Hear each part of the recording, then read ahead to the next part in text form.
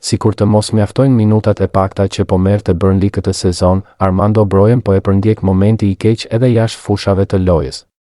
Bëhet fjalë për një postim në Facebook nga faqja e njohur angleze Sport Bible që ka renditur 10 nënshkrimet më të këqija të bëra gjatë sezonit aktual në Premier League e ku bie në sy emri i sulmuesit të kombëtares shqiptare i cili mban vendin e 6. Sipas tyre Shkodrani nuk i ka përmbushur pritshmëritë as me lëvizjen e tij të bërë në këtë klub pasi u largua nga Chelsea.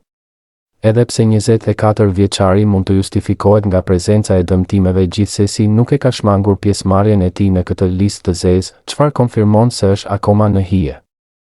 Vendin e parë e mban transferimi rekord i Liverpool që bleu Alexander Isak nga Newcastle United për 145 milion euro verën e kaluar.